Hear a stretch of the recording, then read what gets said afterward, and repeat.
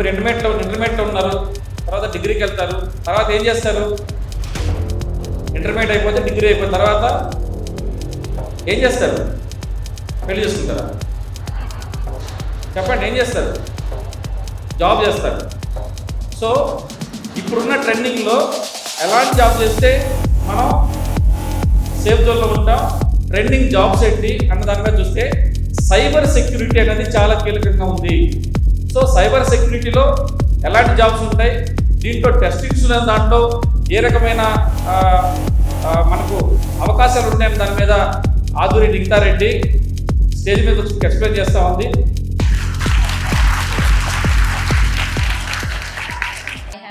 Working as a security consultant in MTX. So first thing is first, let's say if you access any application, what do you think, right? What do you think when you access an application? Do you have any idea? Permissions. Okay, so let's say you have an application, you just entered your username, password, and you are into the application, right? And then you feel that your application is safe and secure. Is it? No. Why? Because getting username is very easy, right? But the password is important. Let's say there is a password. Similarly, like what we do, whenever we open an application or when we register, we just use some random password. Let's say if you are testing an application, right? Or if you see whether the application is genuine or no, you just add test 123, right? Test @123. That is a major, kind of passwords you use. But if it comes under banking application, what happens? You have your username, you have your password. Once you log in, you also receive OTP verification to see whether you are a genuine user or no, right? If you don't have OTP verification, if you just use some random, like you were in something else and you just logged in, you just gave some random password where the attacker or an hacker is able to find it out, right? And try to log into the application. In that case, what happens? There would be a data breach, right? The unauthorized users will be able to access your information, correct? So that means to make sure any application is safe and secure, security testing is needed, right? Security testing is nothing but penetration testing, right? We have to make sure whenever an application is developed, right, that application follows all the best practices, all the security measures with which our data is safe and secure, right? There are no privacy breaches, there onto the application, correct? So in this, right. So today we'll be going to discuss all these topics. Coming to table of contents, what we have. First thing, what is security testing, right? When you think about cyber security, it's a vast area. It's like an ocean, right? To get into the ocean, you have to have a start of it, correct? So to have a start, you have to understand what is, what testing needs to be done. To ensure our application is good, we need security testing, right? We need to have all the best practices implemented in place. For that reason, so you can see what is security testing, right? It is nothing but to ensure a user that your data is safe and secure, right? It is not being accessed by any attackers or any threat actors and perform any malicious activity, right? So let's say your application, you logged into your application, there are some sensitive information, like you have your Aadhaar card in place, right? And you have your bank account details or any other information, your photos or even your certifications, right? When you complete your certificate, you will get a credential ID. If attacker tries to get the credential ID and if he tries to get your photo or anything as such, right, what he can do, he can use any AI tool to generate or reciprocate your profile and create a random profile. So that means when a user tries to see your application, will not understand which is the correct one, which is a fake profile, right? That means whenever you are disclosing any information onto social media or any of your LinkedIn profiles as well, just make sure you hide all your information. Like, you hide your credential ID, right? From which you can just expose from which organization you got the certificate, and on which day, and what is the name of the certificate, but not your credential ID, right? And sometimes your certificate consists of signatures as well. So if there is a signature in place, it's very easy to forge that signature and get yourself certified without even completing the process. So that is all about testing, why security testing is important. Next, why do we do testing? As previously said, right? Whenever there is any information of us being stored into the platform or any sandbox, we have to make sure there is no data breach. So previously, what we used to think, before we not knowing about the threat actors or anything, we just take security for granted. You know, we don't think of there should be some security process or any other multi-factor authentication as well. These days, we are able to see OTP verification, or you could use Microsoft authenticators to authenticate your application. But earlier, there is no such process. In that case, it will be very easy for the attackers to grab your attention and also grab your information as well. So these days, security is not at all an optional thing. It is a thing which has to be done. With which we make sure there is no breaches onto the application. So let's say your banking application is there, and in that banking application, you have all your sensitive information, CVV details are there, and other information. So you have seen the recent breaches as well. You receive a message telling that receive so and so amount, and after you see that, you directly open your mobile banking applications and see whether you receive that amount or no. So here the attacker is trying to manipulate you, grab your attention, and then he's able to fetch your sensitive information with which he can do the further exploits. So in that case, to make sure all the functionalities or all the use cases are properly done, you have to make sure security is the major part. Securing your details or securing your internal configurations is very important. So coming to different types of testing technologies. So you can see there is black box testing, white box and gray box. So what is black box? So this is a bit of technical side, but if you want to go into cyber security, the basics are important. So let's say first thing is black box testing, right? What is black box? With the term itself, let's say you got an application, but you don't know what is the internal structure, how it is being developed, how it is being used, right? What is the infrastructure of it? So in this case, whenever an external attacker tries to come into your application and do some exploits, it becomes a black box testing for him. And next, white box testing. What is white box? So let's say you are an employer in a particular organization, and then you try to perform some activities so that you see whether the application is secure. Correct.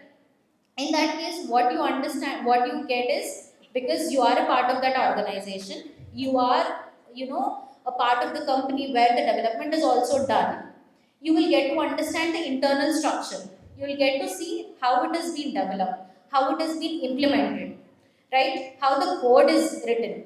So in that case, by just seeing the code base, you will understand, what are the possible vulnerabilities existing into the platform. Correct. So that is with regards to white box. White box is the one with which you have the complete internal access. Black box is the one which you don't have any access to the application. And coming to gray box. Gray itself indicates a combination of black and white. Correct. So that means, let's say you are working as a consultant to a particular company, and there you have to perform testing. In that case, you have to see in both perspectives, right? Whenever the application is accessed by an external threat actors, what kind of personas or the use cases they will think about, and if it is the internal user, what kind of internal configurations they would check, right? It's a combination of both. So, testing is categorized in these three different types. Next comes under different stages of testing. So, let's say you got an application and you can't directly tell, okay, this is the application and I'm able to get the data out of it, right?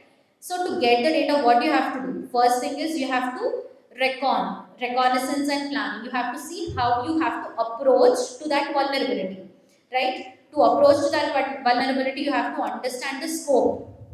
What is the scope of the application? Is it accessible only by the internal users or can be accessed by the external users? That means the unauthenticated users. If it is unauthenticated users, what is the scope? If it is authenticated users, what is the scope? And next comes under scanning and enumeration. Scanning means, you have a login page or a self-registration page. Self-registration is nothing but you just enter your name, first name, last name, date of birth, email, and so on and so forth to get into the application, right? So, in that particular form, you have to see what are the important factors, right? Uh, let's say if it is the date of birth field, and if you try to enter some random text, will it should be accepting the data or no? So that is like you are enumerating the things and scanning what needs to be done and what is the approach that you have to follow.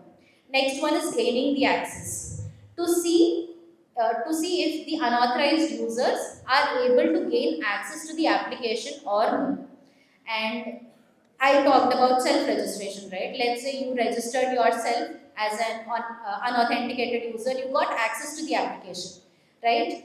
After accessing the application as well, there are many other use cases which you can think of. Let's say I registered, I logged in, and I should not be able to access your information, correct? Because I am not a part of your team or part of your organization. In that case, access control plays a major role. So unauthorized user, gaining access is one important thing, and after gaining access, maintaining access is also important to see if your access is still persistent, so that you can find the other vulnerabilities that may exist in the application going forward, right? So that is with regards to gaining access. The last one is reporting. What is reporting? You found out the process, you were able to exploit the things, right? You gained the access, you found out the vulnerabilities, everything is done. Now the thing is you have to inform the developers that these kind of vulnerabilities exist in the application. Then only the issues can be taken forward and be resolved, right? Without that, it can't take forward. So these are the 5 major steps which you have to follow, to conclude any vulnerability. And next, coming to the principles of security testing, right? There are 5 major principles. So first comes under confidentiality. So the 5 are confidentiality, integrity, availability, authentication, authorization, non-repudiation. Sorry, it's 6, 6 principles. First one is confidentiality. So coming to confidentiality, what do you think the information is confidential? Which kind of information is confidential? Anyone? Sorry? Bank details is confidential information. So if you think bank details are confidential, how it can be protected? It can't be done by us, but in the back end, whenever the application is developed, we have to make sure it is encrypted. So you have your Aadhaar card, right? You get your Aadhaar card in 2 different ways. One is masked Aadhaar card and the other one is a plain text which has the complete Aadhaar card number, right? So in that case, if it is masked Aadhaar card, it has to make sure that not only on the front end, even in the back end, the data should be masked. The data should be preserved in a confidential way so that it can't be accessed by any other users. For suppose if the application has some breaches, right? and somehow he got the access to the application. In that case, if all the details or all the Aadhaar card information is going in a plain text way, what is the use of having that system secure, right? If your application, so I am a threat actor, I got into the admin user, okay, I got the access, somehow I manipulated the details, I went into the application. Now there, if the user is stopped by seeing that he is not able to fetch the complete information, he is able to see only partial information, which is of no use for him. That means in some way or the other, even after getting the access, he is blocked, right? So that is the major thing of confidentiality. Whenever confidentiality comes into picture, we need to have two questions. One is the data safe? And the second one is, can unauthorized users access your data or no? Right?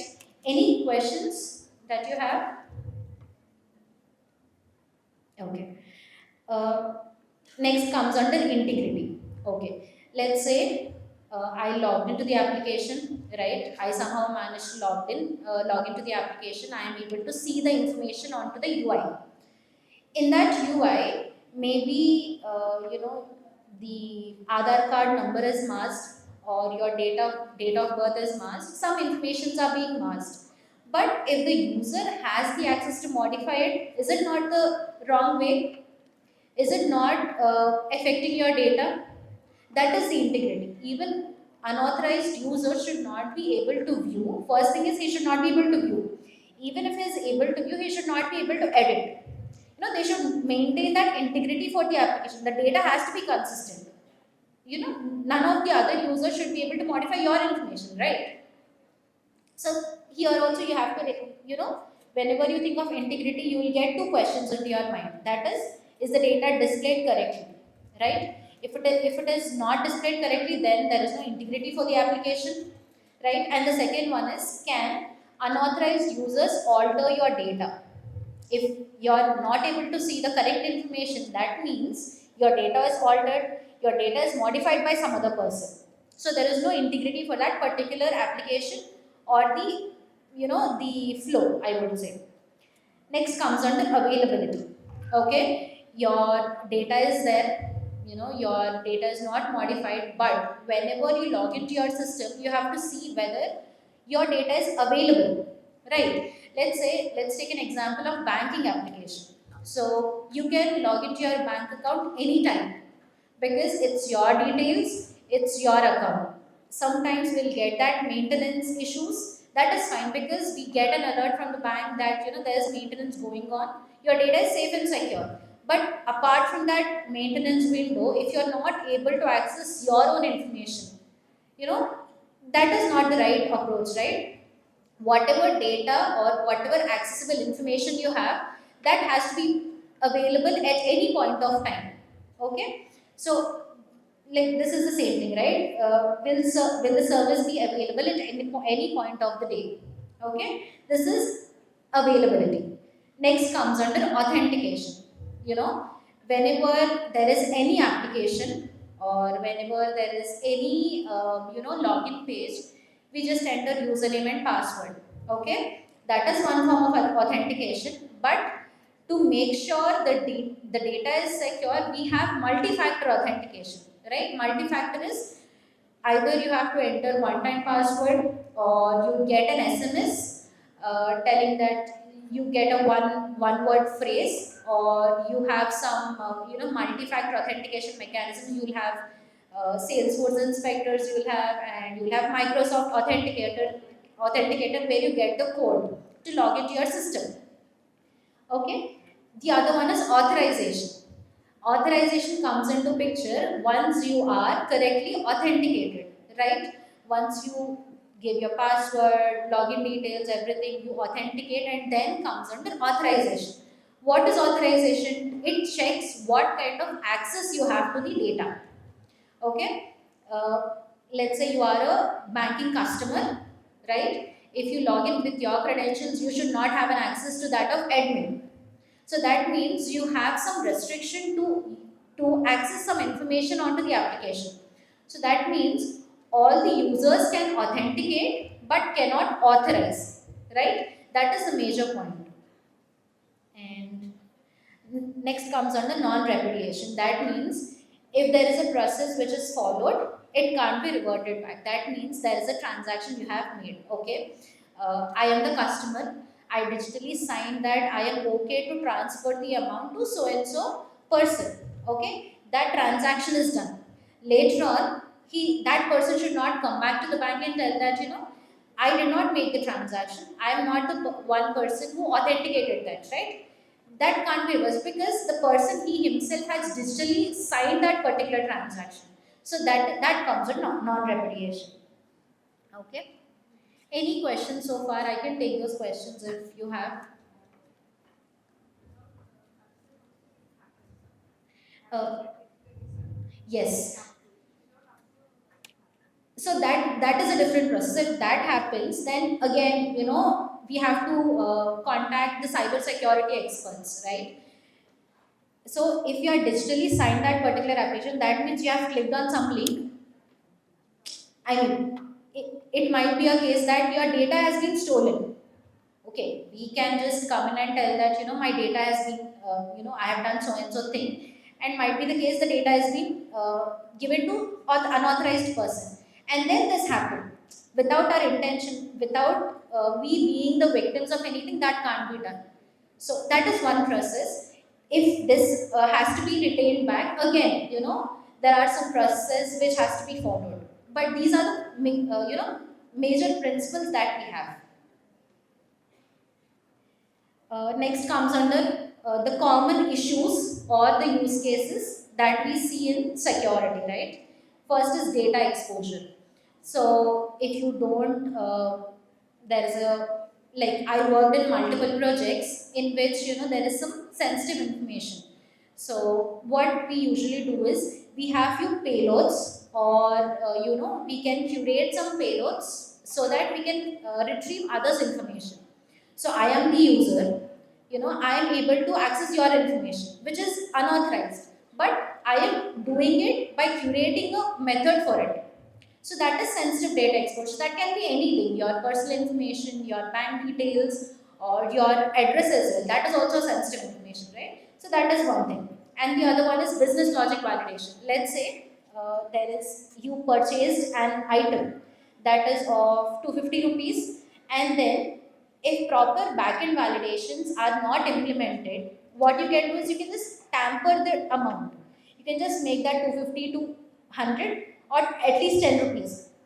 And then you process the request. If you process the request, what happens if the proper validations are not there in the backend? He'll be able to complete the payment. And for the end user, like for the stakeholders, it feels that they have completed the transaction and then ship the product.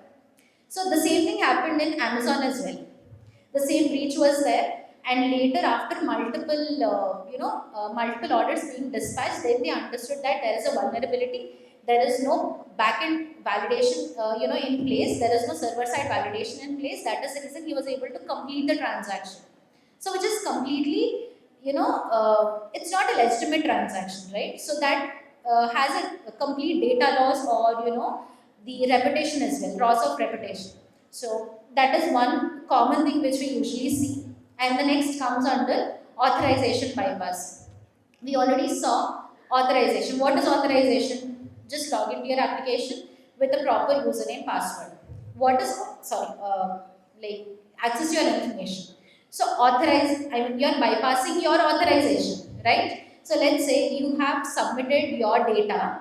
Okay, there is one form or some application. You have submitted it. After submitting, there should be another user who has to approve it. Okay, because you're not the admin or you're not the super user to approve it. So in that case, the same thing, with few payloads or anything, you're trying to approve your application by yourself.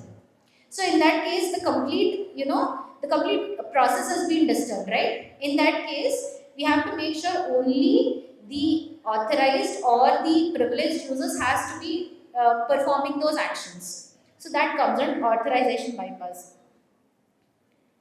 Next is bot attack. Let's say you have your application again. Everything is revolving around the login, username, and password, because that's the common thing which we see, right? What is bot attack? let's say there are the user received 10 usernames, right? And with that 10 usernames, iterating the passwords is easy.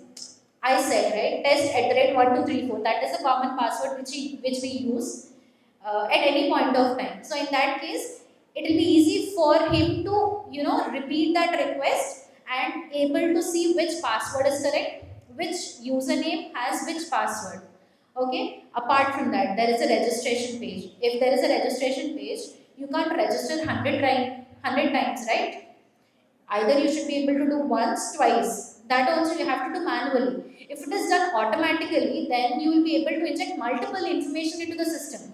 That means in the the backend user will not understand which is the correct record and which is a fake record or which is a wrong record. So in that case, bots should be implemented. That means reCAPTCHA functionalities has to be implemented. You see the reCAPTCHAs on the UI, right? If let's say reCAPTCHAs are implemented in two ways. One is V3 reCAPTCHA, the other one is a combination of V2 and V3 reCAPTCHA. So how V3 reCAPTCHA works, you can't see anything on the UI. But in the backend, there is a token which is being passed into the request, right? And the other one is V2. V2 is the one you can see few blocks. It tells that, select all the cars or select all the buses, right? So that is V2 captcha. That means if any person tries to fail V3 captcha as well, V2 gets enabled and will not allow user to move forward. So these are the important things which we have to, have that implemented when we have an unauthenticated page. That means it can be accessed by any user. Okay, any user can come in and register. And the last one is password cracking. I told you, right? If you have the username in place and iterating your password is very easy. If he get at least one hint, sometimes what we do, if it is Nikitha@gmail.com, we try to give Nikitha@123. Okay, after, we know that the first letters are correct, then it is easy for him to crack the other things, right? It's not that difficult. He got half the way. It's very easy for him to complete it off.